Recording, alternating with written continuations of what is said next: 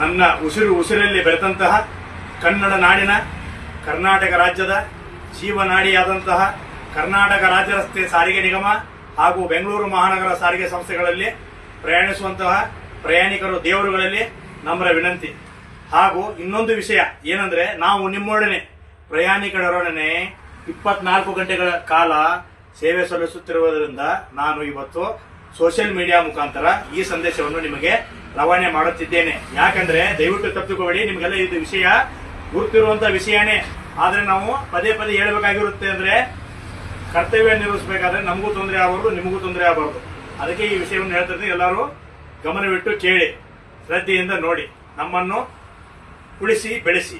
ನೋಡಿ, ಎಸ್ಪೆಷಲಿ ಮಹಿಳೆಯರು, ನಿಮಗೆ ಹತ್ತಬೇಕಾದ್ರೆ ಇಳಿಬೇಕಾದ್ರೆ ಮೊಬೈಲ್ ಬಿಡಿ.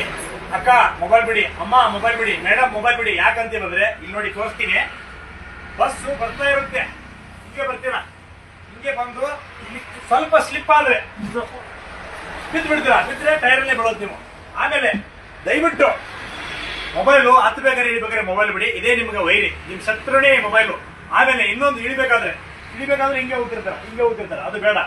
ಆಮೇಲೆ ಬಸ್ಸಿಂದ ಇಳಿತಿರ್ತೀರಲ್ಲ, ಇಲ್ಲಿ ನೋಡಿ ಬಸ್ ಮೂವಿಂಗ್ ಹಿಂಗಿರ್ತಾ ಇಲ್ಲ. ಬಸ್ಸಿಂದ ಇಳಿಬೇಕಾದ್ರೆ ಹಿಂಗೆ ಇಳಿಬೇಕು. ಏನ್ ಮಾಡ್ತೀರಂದ್ರೆ, ಬಸ್ಸಿಂದ ಇಳಿಬೇಕಾದ್ರೆ ಹಿಂಗೆ ಇಳಿತಾರ, ಬಂದು ಬಿಡ್ತೀರ. ಬಸ್ಸಿಂದ ಇಳಿಬೇಕಾದ್ರೆ ಯಾವಾಗ ರಿವರ್ಸ್ ಆಗಿ ಇಳಿಬಾರ್ದು. ಬಸ್ಸಿಂದ ಇಳಿಬೇಕಾದ್ರೆ ನೀಟಾಗಿ ನೋಡ್ಕೊಳ್ಳಿ. ಬಸ್ಸಿಂದ ಇಳಿಬೇಕಾದ್ರೆ ಹಿಂದೆ ಗಾಡಿ ಬರ್ತಾವೆ ನೋಡ್ಕೊಂಡು ಹಿಂಗೆ ಇಳ್ಕೋಬೇಕು. ಇದನ್ನ ಎಲ್ಲರೂ ದಯವಿಟ್ಟು ಪಾಲಿಸಿ. ಯಾಕಂದ್ರೆ ನೀವು ಪಾಲಿಸೋದ್ರಿಂದ ಆ ನಿರ್ವಾಹಕರಿಗೆ, ಆ ಚಾಲಕರಿಗೆ ಯಾವುದೇ ರೀತಿಯಿಂದ ತೊಂದರೆ ಆಗಲ್ಲ. ಅವರು ಕೋರ್ಟು ಕಚೇರಿ ಅಂತ ಅಲ್ಲಿ ತಪ್ಪುತ್ತೆ. ಇಷ್ಟೊಂದು ಪಾಲಿಸಿ. ಏನೆಂದರೆ, ನಿಮಗೆ ಈ ಕೆಂಪು ಆಸನಗಳ ಬಗ್ಗೆ ಹಾಗೂ ಹಿಂದೆ ಇರುವಂತಹ ನೀಲಿ ಆಸನಗಳ ಬಗ್ಗೆ ಗುರ್ತಿದೆ. ಹೆಂಗಂದ್ರೆ, ನೀವು ಚಿಕ್ಕವರಿದ್ದಾಗಿಂದನೂ ನಿಮಗೆ ಇದ್ರ ಬಗ್ಗೆ ಹೇಳುವಂತದ್ದು ಏನೂ ಇಲ್ಲ, ನಿಮ್ಗೆಲ್ಲಾ ಗುರ್ತಿರುತ್ತೆ. ಆದ್ರೆ ಇನ್ನೊಮ್ಮೆ ನಿಮಗೆ ಹೇಳುವಂತ ವಿಷಯವನ್ನ ಇವತ್ತು ನಾನು ಮಾಡ್ತಾ ಇದ್ದೀನಿ. ಇಲ್ಲಿ ಬನ್ನಿ ತೋರಿಸ್ತೀನಿ. ಇಲ್ಲಿ ನೋಡಿ, ಮಹಿಳಾ ಹಿರಿಯ ನಾಗರಿಕರು, ಓಕೆ.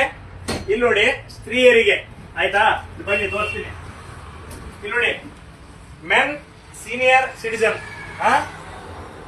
ಇಲ್ಲಿ ಬನ್ನಿ. ವಿಕಲಚೇತನರಿಗೆ ಹಿಂಗೆ ಪ್ರಯಾಣಿಕರು ಅಂದ್ರೆ ನಿಮಗೆ ಪ್ರಯಾಣಿಕರಂದ್ರೆ ನೀವು ಪ್ರಯಾಣಿಕರ ಪ್ಯಾಸೆಂಜರ್. ನಮಗ್ ಹಾಗಲ್ಲ. ಪ್ರಯಾಣಿಕರಲ್ಲಿ 4 ವಿಭಾಗ ನಮಗೆ. ಪ್ರಯಾಣಿಕರಲ್ಲಿ ಮಹಿಳಾ ಪ್ರಯಾಣಿಕರು, ಪುರುಷ ಪ್ರಯಾಣಿಕರು, ಅಂಗವಿಕಲರು, ಆಮೇಲೆ ಹಿರಿಯ ನಾಗರಿಕರು. ಅದಕ್ಕೆ ನಾವು ನಿಮ್ಗೆ ಏನ್ ಹೇಳ್ತೀವಿ ಅಂದ್ರೆ, ಕೆಂಪು ಬಣ್ಣ ಹೇಳಿದ್ನಲ್ಲ, ಕೆಂಪು ಬಣ್ಣ ಮಹಿಳಾ ಆಸನಗಳಲ್ಲಿ ಪುರುಷರು ಬರಬೇಡಿ. ಹಾಗೂ ಸೀನಿಯರ್ ಸಿಟಿಸನ್, ಇಲ್ಲಿ ನೋಡಿ ಮಹಿಳಾ ಹಿರಿಯ ನಾಗರಿಕರು, ಈ ಸೀಟಲ್ಲಿ ನೀವು ಚಿಕ್ಕ ಮಕ್ಕಳು ಕೂತ್ಕೊಂಡಾಗ ನೀವು ಎದ್ದೇಳಿ. ಆಮೇಲೆ ಯಥಾವತ್ತಾಗಿ ವಿಕಲಚೇತನರು, ಹ್ಯಾಂಡಿಕ್ಯಾಪ್, ಅವ್ರಿಗೆ ಯಾಕೆ ಡೋರ್ ಹತ್ರ ಇಟ್ಟಿರ್ತೀವಿ ಸೀಟ್ ಅಂದ್ರೆ, ಅವರು ಹತ್ತಿ ಬಂದು ಅನುಕೂಲವಾಗ್ಲಿ, ಇಲ್ಲೇ ಕೂತ್ಕೊಳ್ಳಿ, ಅವರಿಗೆ ದೂರ ಹೋಗಕ್ ಆಗಲ್ಲ. ಆಮೇಲೆ ಇಲ್ಲಿ ಈಗ ಯಾಕೆ ಈಗ ಮಾಡಿರ್ತೀವಿ ಅಂದ್ರೆ ಸಪೋರ್ಟಿಗೆ ಮಾಡಿರ್ತೀವಿ. ಇದು ಸಪೋರ್ಟಿಗೆ ಇರುತ್ತೆ. ಹಿಂಗಾಗಿ ಹಿರಿಯ ನಾಗರಿಕರಿಗೆ ಹಾಗೂ ಇಲ್ಲಿ ವಿಕಲಚೇತನರಿಗೆ ಸೀಟ್ ಕೊಟ್ಟಿರ್ತೀವಿ. ಇದನ್ನೆಲ್ಲರೂ ದಯವಿಟ್ಟು ಅರ್ಥ ಮಾಡ್ಕೊಳ್ಳಿ. ಇದೆಲ್ಲ ನಿಮಗೆ ಚಿಕ್ಕ ವಯಸ್ಸಿನಿಂದ ಕೂತಿದೆ. ಏನಪ್ಪಾ ಈಗ ಹೇಳ್ತಾನೆ ಅಂತ ನೆನಬೇಡಿ. ಯಾಕಂದ್ರೆ ದಿನಾಲು ಬಸ್ ಅಲ್ಲಿ ಇದೇ ಇಶ್ಯೂಗಳು ಜಾಸ್ತಿ ಆಗ್ತಾ ಇರೋದು.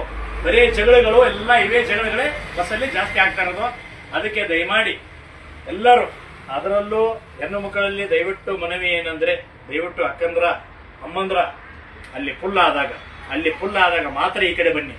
ಅಲ್ಲಿ ನಿಮ್ಮ ಸೀಟ್ಗಳು ಖಾಲಿ ಇದ್ದಾಗ, ನಿಮ್ಮ ಕಡೆ ಸ್ಪೇಸ್ ಖಾಲಿ ಇದ್ದಾಗ ಈ ಕಡೆ ಬರಬೇಡಿ. ಜೆಂಟ್ಸು ಜಾಸ್ತಿ ಇರ್ತಾರೆ, ಅವ್ರಿಗೂ ಸ್ವಲ್ಪ ಅವಕಾಶ ಮಾಡಿಕೊಡಿ. ಮೊನ್ನೆ ಜಗಳ ಅಂದ್ರೆ ಇದೇ ಜಗಳ ಜಾಸ್ತಿ ಆಗಿರೋದು. ಇಲ್ಲಿ ಸೀಟ್ ಸಲುವಾಗಿ ಜಗಳ. ಅದಕ್ಕೆ ದಯವಿಟ್ಟು ಬಸ್ಸಲ್ಲಿ ಜಗಳಾಡಬೇಡಿ. ನಮಗೂ ಶಾಂತ ರೀತಿಯಿಂದ ಕರ್ತವ್ಯ ನಿರ್ವಹಿಸಲು ಅನುಮತಿ ಮಾಡಿಕೊಡಿ. ಇಷ್ಟು ನಿಮ್ಮಲ್ಲಿ ಕೇಳ್ಕೊತಿದ್ದೀವಿ. ಏನಾದರೂ ತಪ್ಪಾದ್ರೆ ನಮ್ಮನ್ನ ಕ್ಷಮಿಸಿ.